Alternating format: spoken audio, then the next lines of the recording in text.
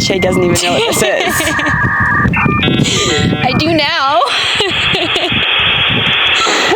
Okay. I think that's enough. So, why are we starting? What is that? Well, you've explained it to me that it's dial-up, which was before I existed. So we decided to start a show today because, as you know from our previous episode, Shea and I are roommates, and we are really realizing our age gap here, our age differences, because it came up this past week that Shea didn't know what dial-up was, so we had to explain that to her. Born in 2001.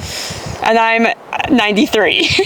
So you have a couple different generations viewpoints on these shoes and the world. The more you know. But anyway, welcome to Kicks and Giggles.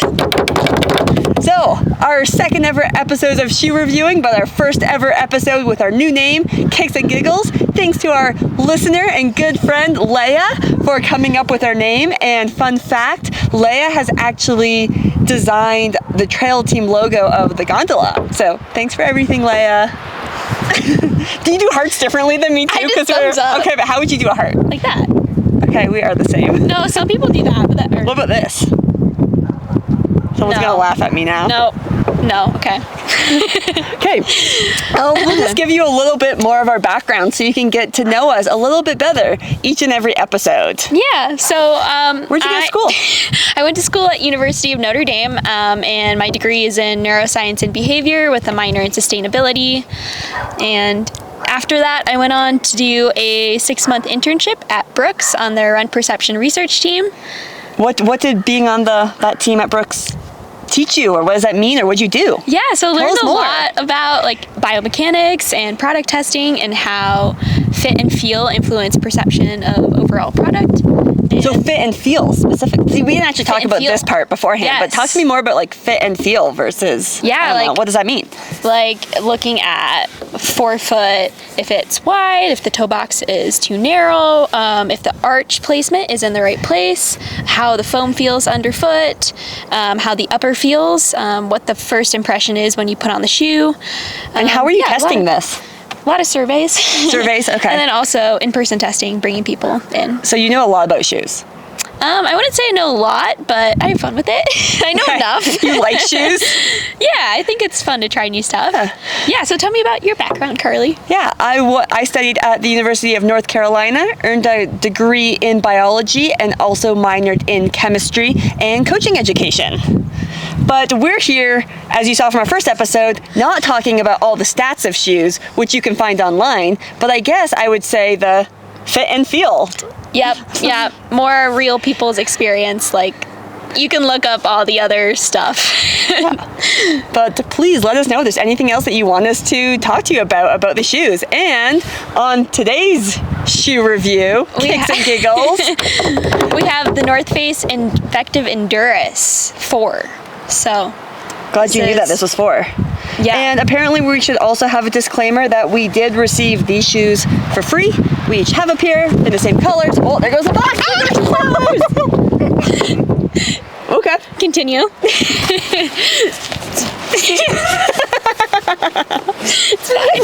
We are still outside and now it's windier. Hey, first thing, what are we going to talk about? You want to talk about the look? Yeah, I was going to say this could be a good segue into the wet feet test, which we did not end up doing for this shoe because it's been like snowy and cold the past few days. Obviously, everything's melted by now, but now it's nice. But we will come back in episode 3 and give you the wet test because we did not do that this past week in the snow. So stay tuned for that. We'll try and touch on things we didn't touch at in next episodes. Yeah, but tell me about what you first noticed. So I think it's what color would you say? Pink, purple, Magenta, or pink? I know you're not a pink girl. No, I'm not. But like, it's okay. I like the color. I think it's not too bright. It's not too obnoxious. It's not neon, but it also doesn't go if you're wearing like anything besides black. Like it's not really gonna go with our outfits with the red. They're gonna clash a little bit. But I guess that's just a personal preference. Yeah, but the laces are kind of neat because they have this like rivets almost. So Mine haven't come untied. yeah, they haven't come untied, which is great. I would say the laces feel a little bit long, at least for me, But Shay, let me tell you how you could tie your shoes with this problem, which I'm gonna pick on our friend Brooke, because she complained for 3 weeks on a different pair of shoes because they were too tight and the laces were too short, and I had to take them apart and put them in different I different know holes, you can do so the you can just put them in. I do and we do- can solve that problem. I do heel lock lacing, so I do use you? the extra. Okay, pull up your foot. Let's see if Well, I don't have it on right now, but hers are tied normal. Hers are tied just but like I usually this. do. I try it, and I still think it would be long. And she is complaining about them being too long, but hasn't done heel lock yet. All Okay, right. we'll put that in episode 3 of Heel Lock Solves Shay's Lace Problem. Sounds good. Okay, so water test, what they look like, the laces. Yeah. How Grip. many? Oh, yeah. how many How many miles? miles do you have on your pair right now? Because So- I know you've been testing yours out like I this know. whole past week. I've been wearing them on all of my easy runs, but because I'm mostly training for roads, I have not been running in them that frequently. So again, I think I have 40 miles on them, just like the last shoe. I think I'm probably right around there too. Only 40? Yeah. Really? So Shay hasn't Yeah. even worn that. So I guess, what's a good number? Like when we get to like 100, we have to come back and see how Maybe they've lasted? see how durability. Okay. See how they've lasted? Okay, great. Yeah. I have not gotten a blister. I have not stubbed my toe. I did This lose, is big. Yeah. This is big for you. I just lost my big toenail last night, but it was not because of the shoe. It was because of me running in a pair of shoes that were too small like 3 months ago. So no black toenails, Interesting. no blisters. I don't feel like, again, I feel like this is a sensitive spot for me in the Achilles and in the heel. I haven't rubbed there No, yet. the Haven't got heel's any been great. blisters. Um, Do you have any typical hot spots? when you wear a shoe? I usually will get some like right along my arch, which is kind of interesting, or on my heel. But these have not given me blisters. Okay. Yep. So on the scale of blisterability, 5, which is excellent. Great. 5 out of 5. Laces, Shay says it's a Maybe to be determined. I like that they don't come untied. They just feel a little long, which is like not the end of the world. I just tuck them under the other laces. Okay, But, you're an engineer, you have solutions. Okay, stability. this feels like a very stable shoe. Like you can kind of notice it has kind of a wide base, I would say. Yeah. And Hand for scale. yeah, I think it feels like it's built up a little on the sides almost, so you're like sitting in the shoe, if that makes sense. Yeah, I feel stable. I have not rolled my ankles. Yep. I have not felt like I've been worried about rolling my ankles. How would you describe the foam? Like, is it soft, firm? It's pretty cush. Yeah. Yeah, I would say it's pretty cush. I would say it's kind of stiff though. Maybe. cushy and stiff. Like it doesn't. I think it was- like, there's I would not say a ton of flex. Okay, flexibility. Yeah. Low. Low. But like that's not. Like I'm not saying, an issue, saying like, like you if get more I'm of wearing the- it for an easy day, like I'm not gonna feel like I'm pounding on my Yeah. legs. So you would say you would only wear this for easy days. I think I would wear it only for Yeah. recovery runs on trails. Yeah. When would you wear it? I think I would agree. I think it's a really good daily trainer. Yeah. Like just Would you race 100 miles in it? probably not. But it's also not designed for racing. Yeah. Like I said, daily trainer. Would you run 100 miles in it, period, over the course of a month? Yeah. Yeah. Yeah. I probably wouldn't because I won't run on trails that much this You're month. a track runner. I think that if I was and I would, I could. Yeah, I would. Awesome. How about, so stability? I would say stability Grip. is like Yeah. a 5? 5. 5. Very 5. stable. Wow. Very stable. What about Pretty cush? good. I guess we're going low because it's not flexible. Yeah, it's interesting though, because I feel like the heel is almost a little more cushioned than the forefoot, if that makes sense. Like it has more. Well, that's where I'm a stomper, so yeah. maybe we'll have to have someone do a gait analysis. Do you land on your heel? I land on my heel. Okay. I'm a stomper. I'm a forefoot striker. Oh, that's also so- good to know that we have different running. Yeah, that might I like affect them it. as an everyday trainer. We didn't talk about grip. Yeah, grip. Where have you? I've only really ran on. So if you're local to Boulder, That's 4 millimeter lugs. well, that's good to know. Says it right on the bottom of the shoe. I've run on like pretty easy trails. We also have you run in the snow? Yeah, I actually wore these in the snow and they held up great. How long was your snow run, and where'd you go? It was 18 miles, and it was a combination of Lion's Lair for people in Boulder and Anemone and Sanitas. Okay. And how was it in the snow? That's a good report. Yeah, honestly, great. I didn't feel like I was in danger of slipping at all. Mm-hmm. So, I've only ran, good traction. Yeah, I've only ran on dry, clear trails. Haven't tried it in the snow or on slippery rocks. Yeah. But I would say on clear trails, it's great. So it's not Vibram, which is like That's their own. known as the gold standard in terms of grip, but it's their own. Yeah, it worked fine. Whatever, and yeah, seems happy like with so it. far so good. I haven't run in super muddy conditions with it though. So. We also live in Boulder, so TBD. it's kind of hard. kind of hard to do. Let's just keep dropping So that. caveat. We live in paradise, everyone. Sizing. I think these fit very true to size. I typically wear a woman's 9, and these are a 9. Yeah, I wear a 6.5. Fits like a 6.5. How close is your toe? About a thumb's width. Yeah, same with mine. Yeah. Okay, great. Great. And that's all on the shoe, I think. Cool. That was easy. That was easy. If you have anything else that you want us to talk about with this shoe, let us know, and we'll come back to it at a future date. Next thing I want to talk about was your race, because you just raced this past weekend. Yeah. On your birthday. On my So, birthday! Happy belated birthday. Thanks, Shay. Yeah, tell us how it went. Like, So for those people doing the It- math, yeah, they know what wait, year I first was of all- born now, so they know how old I am now. They have First to of figure all, that out yeah. themselves. what race was it? Carlsbad 5000 in Carlsbad, California. And so we started, and it was a out and back, down one road, complete U-turn, and back up. And I guess I'll have to do a shout out to our other training partner, Michaela, because she did not come to this race because Oh, she knew. she knew that the whole way back is all uphill. And even though I did it last year, I didn't believe her. And this year, the whole way back was definitely uphill, which shouldn't be a problem for me and wasn't a problem for me last year. But like, for a race that's marketed as a fast 5K, that's kind of, I don't know. With the U-turn too. Yeah. Maybe not. All right. Well, yeah. How's your? What shoes did you wear? For the race. Actually, You coming prepared, not reviewing this shoe today, but just so you know, Is this coming in the future? this might be coming in the future. Puma, I don't even know what these are called, Nitro Elites, they all deviate, they all have like the same name. It looks super light. Deviate Nitro Elite 3 by Great. Puma. I've been wearing this on the track for my track workouts. I wore it on the road, on Marshall Road for my, what was supposed to be a threshold, which was not a threshold this morning, 2 days after my race, and wore it in the race. Sweet. So I think that's the only teaser that I can give you for this road The shoe. rest's coming later. Put it back down. Okay, and you also have something else fun over here. So I'm gonna ask you about your pre-race routine and what you did morning before the race. So, good to get up. So I always get up. Well, I guess it depends on what time the race is. Luckily, this race, or unluckily, I'm not sure, started at 9:30. So plenty of time in the morning to get ready. Wake up 3 hours before.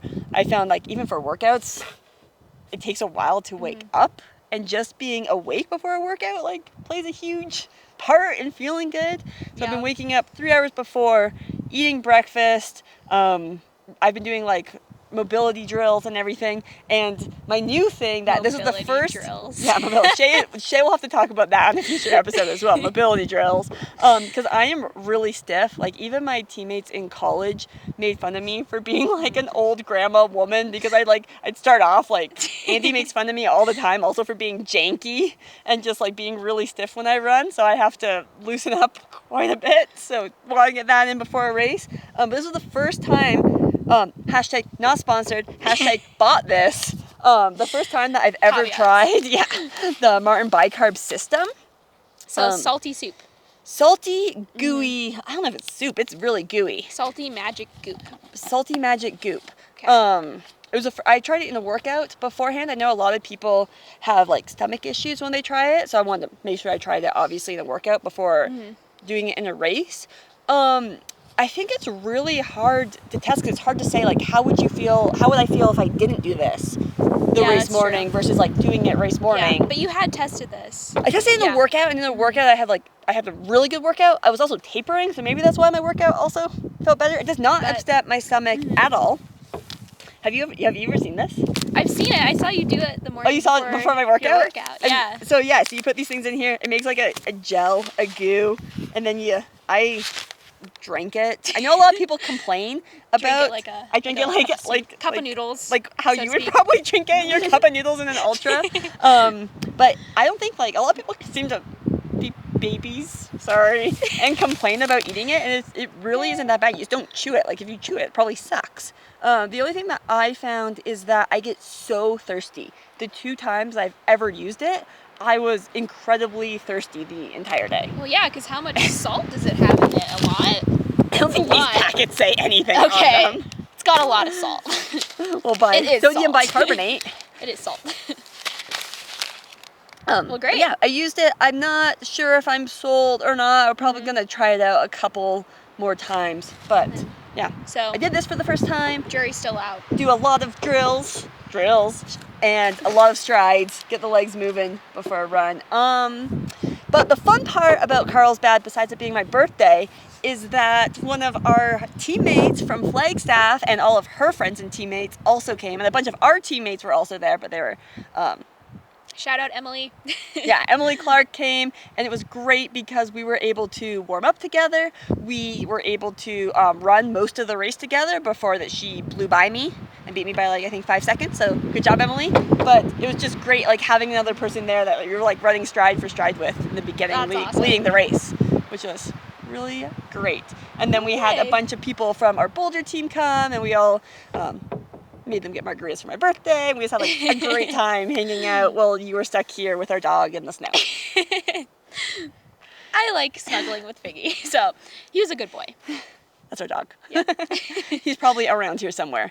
But then the other thing for Carlsbad is that it was hot. It was really hot. It was hot. It was I was running. Another thing that I've been doing since my college days is when I'm warming up, when it's hot, running.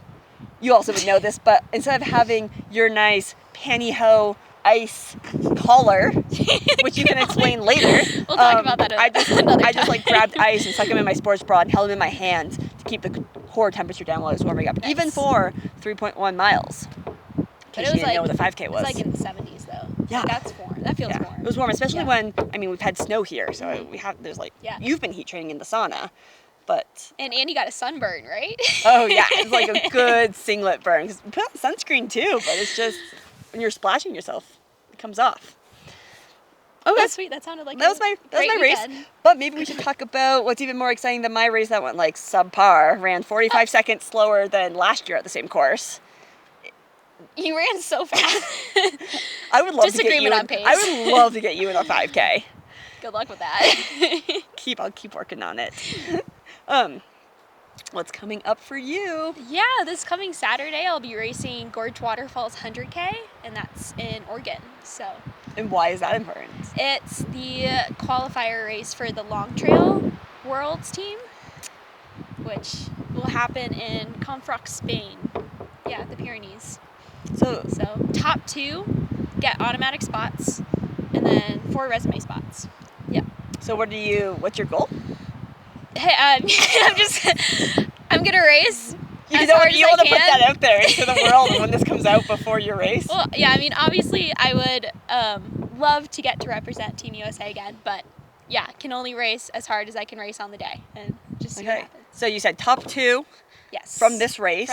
And then 4 resume spots, so 6 total. 6 for men and women. Both equal spots. Yes, equal spots. Make the world team. Yep. Yeah. So I'm excited. Do you want to tell us, do you have any advice for anyone doing this race, or anything that you're doing that you haven't done in a different race, or anything you've been practicing and workouts? I think just dialing in fueling and getting course-specific long runs has been really cool this block. I know exactly what you've done for those. Yep. My Strava's private, so not a lot of people can see this, but I've done a lot of Sanitas laps before David Roche made it popular, but shout out David. So Shea and David doing the same training over here, running up and down Sanitas like crazy people. Yep. Okay, we're gonna have maybe I don't think you can see him. Yeah. Oh, you can cameo of little Fig. He ran today a little bit for our warm up. Hey, and I think we asked you this last time. but shoe choice. I'll actually be wearing the Prodigio Pros, so the shoe that we reviewed last time. So I've actually never raced in this shoe before, so I'm really excited to see how it goes. We'll report back on it after. And do you have any other feedback from that shoe, like, that we missed? I mean, it's only been a week. No, I mean, still loving it. Okay. But you have some mine updates, only thing, right? I actually don't have that shoe here. But my only thing that I wanted to see if anyone else have had this experience, because I've been trying to do like a very non-scientific experiment with them, where I wear them for all my easy days one week, and then not wear them for all my easy days the next week, and then wear them for all my easy days the next week. But I don't have Achilles tenderness or issues, and I'm wondering if, so I've recently, both of my Achilles tendons have been tender, and I am wondering if it is from the La Sportiva Pro. That's interesting. So I just wanted, I'll report back to you, but I also want to know if anyone else who has been wearing them has been having Achilles tenderness. Just a question. That's good. Good to point out. Yeah. No. I don't know. Okay, so I think our trail news segment was basically just a Shea highlight of what you're racing. Like, is there anything, like, tell us more about Gorge, or that's just like, I'll that's tell the you big after. thing? Tell you like, after? See how it goes. Okay. But were you going to tell me about Yeah. the Grand Slam? Because I have no idea really what that is. Yeah. So one of the things, talking about track, of course, I've been ran the track in college. Why I like to emphasize the 1500, that was my main event when I was running in college. Kind of went away from it when I did trails, coming back to the mile, which is slightly different, but road miles exist. So Grand Slam, let's see how much I can get right of this, because I think it was actually pretty confusing, and I was having to Google how this worked, and you were like, I knew nothing. So major track series with tons of money, unheard of in track and field. Really amazing. But they have 4 different, I think they're calling them, I'm going to get this wrong, someone's going to call me out, 4 different slams. And they're in 4 different locations. And I'm not sure how far apart they are. I can look that up, that's easy. But the first one just happened in Jamaica. Oh. And they have these different categories for the track. So they have, and the names, I like to say that the names are a little confusing. It's kind of like how short trail is a marathon and long trail is a bazillion miles. 50 plus miles. 50 plus miles. And then classic mountain is 10-ish K, and vertical makes sense. But they have short sprints, short distance, and long distance. That's not convoluted at all. So, yeah, different distances across the track. And then they have, it's really cool, so they're bringing in what they call 4 racers. So each of the categories has 4 people. Only 4? Only 4 people Oh. are racers, and they go to all 4 of the different locations, and they're always racers. But then in each location they have 4 new contenders. What do they call them? So 8 total. 8 total. 4 stay the but same. it's like a 5K with only 8 people in it. Wow. In it. So it's like a pretty small field. Yeah. And so the contenders obviously race. There's tons of prize money. If you win your slam, your Grand Slam, your category, short distance, long distance, whatever, you win $100,000. What? But the cool thing is that they do points from 2 different distances. So I'll talk about the short distance, because those are the distances that I think are the best, which they run the 800 and the 1500. Okay. But you have to run both events over the course of 3 days. Gotcha. And there's some people in it, 800-meter runners, who have never even ran a 1500. It's their first 1500 in this event. And or you might be, or you might be a 1500-meter specialist, but you have to prove yourself in the 800s, which is pretty cool. And for concept. The long distance, it's 3K and 5K, and you have to race both over 3 days. I see. Yeah. Yeah, so there's my probably track. some strategy that goes into it. Yeah. Okay, there's my track news. Grand Slam number The 1 more you happened. know. You can look at the results. The 5K was really slow for men. Sit and kick. Probably an exciting race still. I think that's all we had for today. Yeah. Okay. Welcome to What? Kicks and Giggles! I was like, are we going back to the start of the episode? Welcome, I said welcome. Ending. right. Sorry. Bye, guys. Bye.